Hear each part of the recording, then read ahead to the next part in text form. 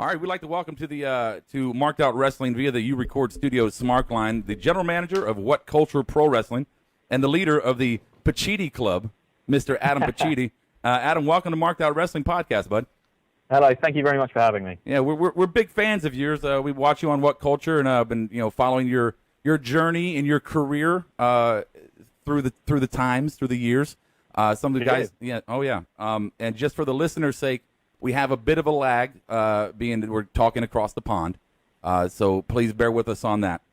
But Adam, you're coming in here for a special reason because you guys have an event coming up on what's it? FITE TV, I believe, what is the where you can look at it. Steve, you want to jump in on this? FITE TV, right? FITE TV. It's what? Well, I guess I'll let you explain all that. Refuse to lose. Sorry, Refuse to lose. That's right. So there are two ways that you can watch it. You can watch it either on FITE TV on the app, and you can download that from the FITE TV website, or you can watch it on our newly launched on-demand service, which is WhatCulture Extra. For just $6.99 a month, and you can cancel at any time. So, as far as the exclusive, the WhatCulture $6.99 a month, what all does that entail beyond the pay-per-view itself? So, signing up to WhatCulture Extra gets you a load of exclusive content. You get our weekly show, WCPW Loaded, a day early in full. You get exclusive lists, live streams every week with myself, Adam, Jack the Jobber, King Ross. You get every pay-per-view that we produce. There are exclusive documentaries on there. You get ad-free whatculture.com. There's loads and loads of stuff on there, and we're going to be adding to it, hopefully, pretty much every day. So we wanted to kind of pick your brain here about this event, because you have some really hard-hitting names coming into it, and I think some of the guys here in our faction are really curious about some of that. But I was very curious about you getting into the promotion game. We've watched your maturation through time, from your documentary to your time on WhatCulture, doing your video cast and your podcast. And I'm just kind of curious, at what point did you guys say, you know what, we're going to get into the promotion business, we're going to do our own live events? How did that all form? It's a bit of a crazy one, We have this big established fan base. At the moment, we're on about 880,000 subscribers on YouTube, which is just mental. And it seemed like a natural progression, I guess, to, we had so many fans who were hungry for more and more content. We're living in a country with not just a thriving, but like one of the best wrestling scenes in the world right now in the UK. There's a wealth of talent, and it just seemed like the right time, and we were able to put together a roster which we're really, really proud of. Adam, here's the other Adam here. I got a quick question kind of following up with that. With the emerging podcasts, the indie dealings kind of or the indie darlings kind of becoming a thing of the past. How do you as a promoter combat this trend to achieve the success that you've had so far? Well, we try to do a lot of personality-based content on the YouTube channel. Certainly the things that drive the subscribers are Adam Bombier's How WWE Should Have Booked series. The lists that we do drive a lot of subscribers. But yeah, ultimately we're a comedy channel. We're personality-based. We try to have fun with everything we do. And although, we rag on some of the bigger promoters, we're always just trying to have fun, and it's all meant to be very lighthearted, very tongue-in-cheek. Adam, this is Brian over here, and I just had a question in regards to, I guess, going off of your documentary Pinfall. How does your professional wrestling training, now that you're getting into the promoting game, do you have a newfound respect for pro wrestlers, and now that you're on the other side, booking shows and stuff, how do you juggle both? Yeah, it's difficult. I mean, I've always had respect for the wrestling industry. Certainly training to wrestle for the short time that I did really grew that respect. And seeing the guys, the style of match that guys now have on the indie scene is completely different to what I was watching 15 years ago as a kid. It's really kind of high intensity, just crazy matches that guys are going out and having every night pretty much, and it's just like to see what they do and the shows that they're able to put on is huge. How it's changed booking, I respect bookers just so much more. The difficulty of putting together a show and having everything go off without a hitch, it's something which is very, very tough. Hi Adam, this is Steve. Hi there. I had one quick question because I could not find any details about it. Where did the name Party Boy come from? Not me, that's for sure. Adam Pacitti said it it might have even been the first video we did. I think was it the first video? One of the first Adam versus Adams videos that we did. We created each other. And I created Ring Rat Adam Blompier, and I made him very short, which he is, and very fat, which he maybe is. And he created me as Party Boy, which is probably my outward appearance doesn't suggest that I'm a partier, but I like a drink. I like to have fun. Of course. It's a doppelganger. So Steve absolutely likes to have a drink and have fun. So there you go. Within moderation. Yeah. Another question, real quick, Adam. There's some horror stories about indie promoters here in the States, working with some main event talent and then coming in and kind of being, prima donnas, if you will. You have Kurt Angle fresh off TNA stint, Alberto fresh off a WE stint. How is it working with these main eventers from the other promotion, and does it feel like they're working for their love of wrestling, like getting back into it, being in an indie promotion and kind of having some freedom? Yeah, I'm not just saying this because I have to say it or because the guys could beat me up. We haven't had an import that has caused us any trouble at all. They've all been incredible. The two real standouts who have just been fantastic were the man formerly known as Damien Sandow, Aaron Stevens, and on our first big show, we had Jay Lethal, and they were the two of the nicest guys that I've ever met, willing to listen to our ideas, willing to give us our ideas. They were just consummate professionals, really, really nice guys, and a complete pleasure to work with. And I think we all learn an awful lot from them as well. Well, it's funny that you bring up those two because they both did, mini stints of impersonating Macho Man, who's one of Steve's favorites. So it feels like you really are his doppelganger. Maybe that's the connection. There you go. Could be. I did notice, Adam, that, and I forgot what we were watching, but you had introduced Alberto to your live audience in ring. Mm-hmm. And to me, the vibe that I felt off of Alberto was just that of release. He seemed truly and genuinely happy to be there, not just getting a paycheck. It seemed like, God, thank you so much for getting me away from Big Brother, who had me handcuffed in every creative way possible. Do you feel that with these guys? Were they truly burnt out up there in WWE? I think, yeah, in a few cases. Another one that stands out there is Sandow. Sandow and Alberto El Patron, the two guys that, in my opinion, and I think in the opinion of a lot of fans, were tremendously misused and not able to really show off their true potential. So when Alberto came to the ring and said, I'm not a sports entertainer, I'm a mother effing wrestler, it felt sincere. And, the match that he put on afterwards was incredible. It seemed real to us. And yeah, I think we believe every word, the fans believe every word. And I think that's because it was true. All right. We're really trying to space our questions out to not get caught up in the lag, but I want to tell you, off of what you just said, from my question, I want to thank you personally as a pro wrestling fan at its fullest, because we watch WWE mainly because it's the big dog. If you don't review it, you don't get the traction. People don't listen. So you really got to. But to see these guys and watch them kind of almost in misery in WWE, and you knew they were. You could see it in their character. And to see you guys giving him that creative freedom, I mean, I want to say thank you on behalf of them and other wrestling fans. Thank you for giving him another platform where they can truly be the character design that they want to be. So that's really cool of you. Well, and I thank you, and thank you for watching.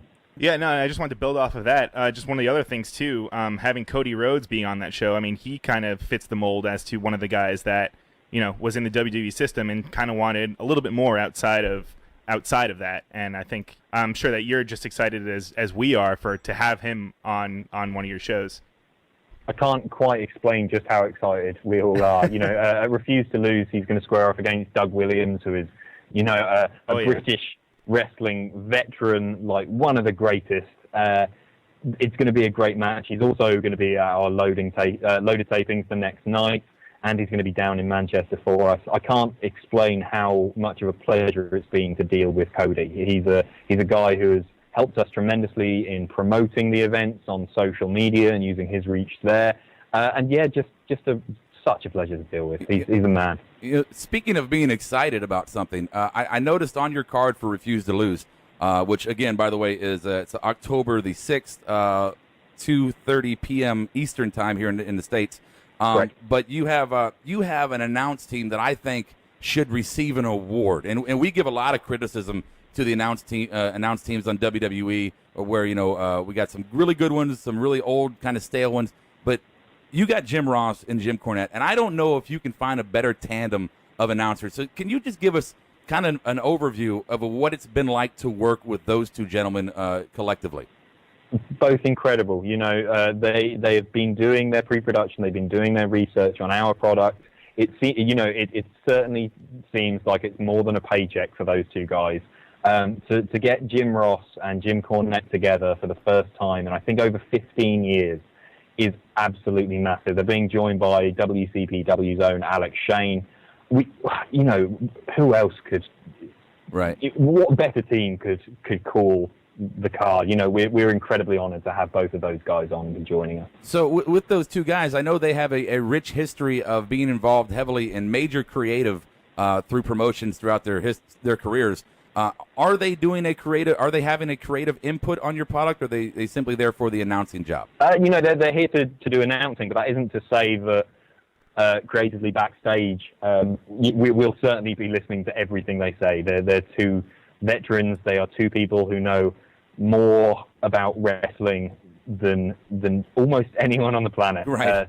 We certainly look to learn an awful lot from those two guys. I'm completely jealous. That would be a great sounding board to have in the background. One other thing that I have to ask, the other Adam, you have him in a match, in a street fight to be exact, where he is going to be fired from the promotion. How is that going to work? You're going to fly solo once he's gone? Because he's up against some tough odds there. He's only going to be fired if he doesn't win. I'm saying he's got a tough road ahead of him. He has got a tough road ahead of him, but we've seen on Loaded that Adam Blampied has been training, and I have every faith that horse mouth wanker will give it his absolute all. Yeah, I love British swearing or British. It's so awesome. Adam, you got to make sure that you put some kind of montage music together to show that training online or something like that. Absolutely, and we'll play that at his funeral, I'm sure. I was wondering if you could, and I got a few more kind of detailed questions, then we want to have a little fun with you before we let you go. Sure. But so Kurt Angle, obviously here in America, American hero, as you put it. Kurt Angle is well known here. We all respect him. We look forward to his return to WWE to kind of finish out his career. We hope his return. We hope. I hope so. Yeah. But here in the States, and we're wanting to get the U.S. listeners excited about your event here. Can you tell us a little bit more about your local hero, Joe Hendry? I believe that's how you say. Can you just give us some real meat and potatoes on this guy? Absolutely. I mean, Joe Hendry's the kind of guy that you do have to see him. He's possibly the most charismatic man on the planet after myself. He is a trained amateur wrestler who's soon to compete at the Commonwealth Games. He's a fantastically gifted technical wrestler in the ring. He does these custom entrances. The crowd are so unbelievably behind him, and it's huge for him to be facing someone who I know is his hero, Kurt Angle. Would you describe him as a similar style as Kurt? I mean, we always classify these wrestlers as strikers or grapplers, submission specialists, etc. How would the styles mesh versus Kurt? Very, very similar. Very similar. I think we're going to see a lot of technical-based stuff. I think we're going to see a lot of submission-based stuff, chain wrestling. But you'll have to tune in to find out. Very well. All right. Well, hi, Adam. It's Steve again. I was curious. I don't know how much you can divulge, but what's Bret the Hitman Hart's role in the upcoming pay-per-view? I cannot divulge a thing about Bret's role in the thing. In the States, we call that pleading the fifth. Yeah, I'm sorry. He will be on the show, and I'm sure, to be as generic and cliche as possible, he will make a huge impact. Okay. One of the things that I'm curious about is how do you handle, like you said, your wrestlers, your indie guys that are coming up.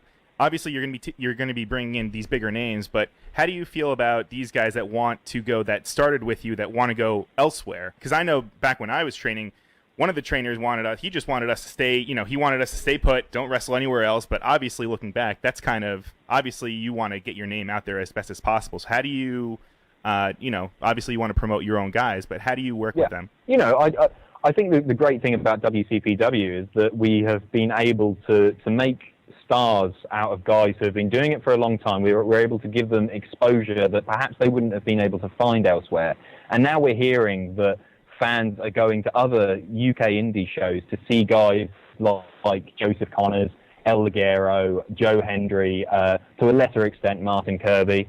And to be able to support the British wrestling scene in that way, I think we're very proud of. Okay, Adam, going back to the WhatCulture, the YouTube channel in particular, King Ross has always been entertaining. I always find him hilarious. How did you meet him? King Ross, he's been a staff writer now for almost 2 years, I think, at WhatCulture. It was decided that he would make the transition to video, and he was just unnaturally brilliant at it. And now we all have to watch every little thing that we do, because if we do anything wrong, King Ross will make us a WCF moment, humiliate us in front of 250,000 people every week.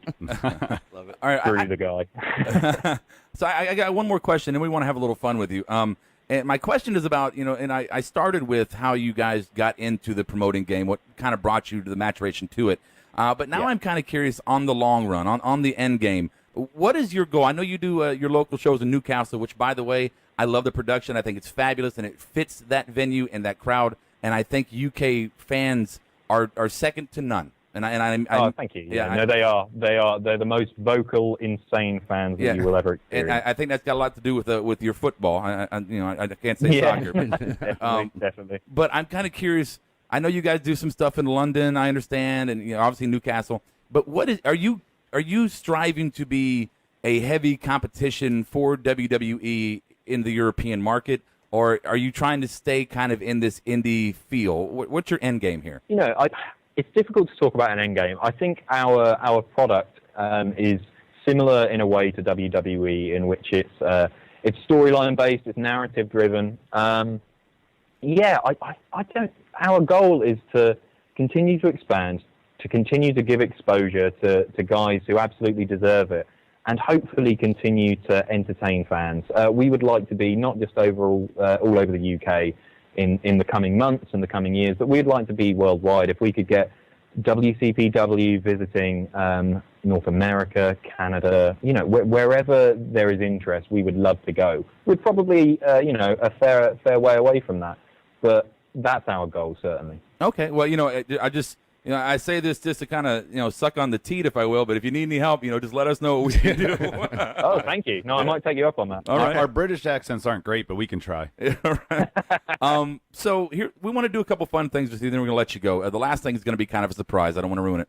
But we're doing a thing, and we're pre-taping this in the afternoon. Our show is going to air tonight after Monday Night Raw, and we've been doing a hashtag marked out top 5 campaign where we're getting all of our listeners to give us their top 5, not favorites, but in their opinion, best wrestlers all time. We're putting them in a little algorithm, and we're coming up with a top 5 list. So I'm curious, Mr. Adam, what is your top 5? And start at 5 for me, and give me your top 5 not favorite, but greatest wrestlers. Yeah, we're really putting you on the spot. Greatest wrestlers. You are putting me on the spot here. You know what? 2 of these are going to be guys that are appearing at Refuse to Lose, available on WhatCulture Extra. I'd have to put Kurt Angle at number 5. I think he's incredible. He's an incredible entertainer, as well as like one of the best in the ring ever, an incredibly funny wrestler. Chris Jericho would be number 4, just because he's still going out there, and I think he's the star of 2016. He just keeps reinventing himself, keeps doing incredible stuff. When he first came back on the scene from his Legends contract, or however you want to call it, we had big doubts and we had criticisms daily, and then same here. He's just grown back on you, and he's so over right now. It's been fabulous. Yeah, he's great. He's doing incredible things. Number 3. This is hard. Greatest of all time, Randy Savage. Oh, very good. Randy Savage. I grew up watching him. He was always one of my favorites growing up as a kid. With Randy Savage, I'm sorry to interrupt. With Randy, was it the heel or the face? What was your favorite, edition of him? Where it was when I was growing up, it was certainly him as a face. Okay. I just thought, he's such a charismatic guy, and often put on the match of the night, and one of the best talkers, just so fun to watch. Oh yeah, when him and Vince were talking, when they were calling matches together, it was gold every time.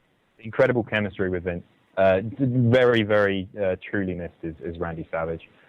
Number 2, just because is he one of the greatest? He's my favourite wrestler of all time, so I should probably put him at number 1. But I don't know if you could call him the great. I'm gonna go with him at number 2. Is Mick Foley. I think as far as emotional connection with fans goes, not many have been able to achieve what Foley did. And he was a very good, solid in-ring competitor, but most importantly, he was really able to tell stories in the ring. Last week, he kind of had us almost feeling bad for him when he got chewed out by Stephanie. We definitely connected, so that's a great point.